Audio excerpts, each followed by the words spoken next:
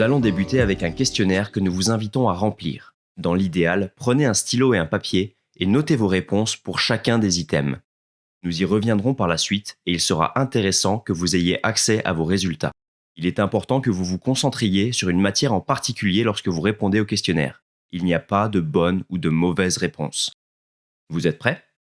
Nous allons vous présenter 12 affirmations les unes après les autres.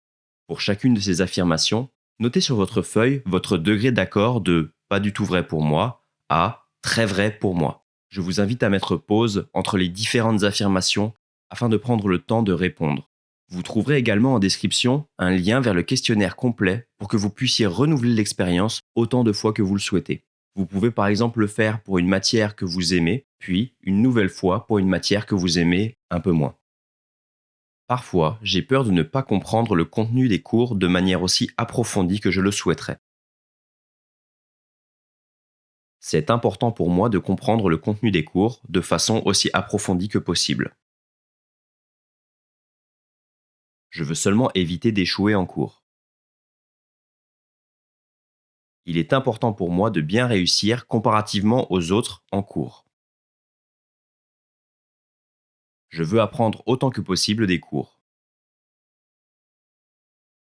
Ma peur d'échouer en cours est souvent ce qui me motive.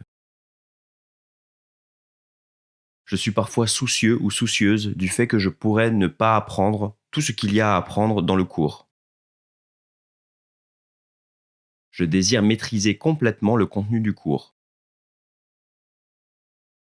Mon but dans les cours est d'avoir de meilleures notes que la plupart des élèves. Mon but dans les cours est d'éviter de mal réussir.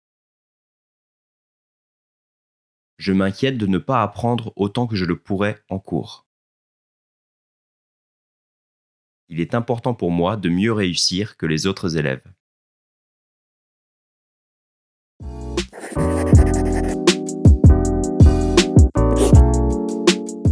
Lorsque nous effectuons une tâche, nous pouvons avoir des buts de différentes natures.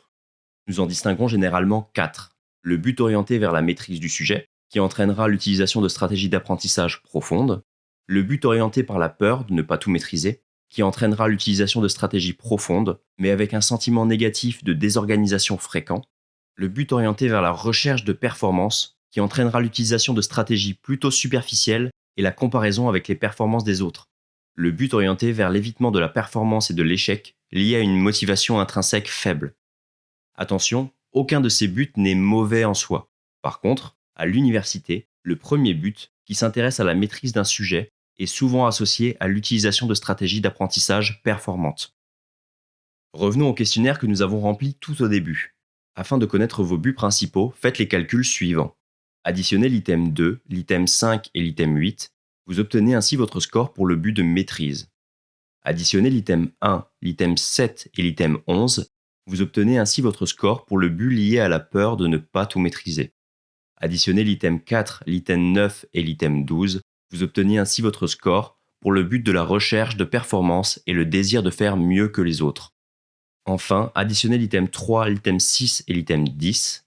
Vous obtenez ainsi votre score pour le but lié à la peur d'échouer et de faire moins bien que les autres.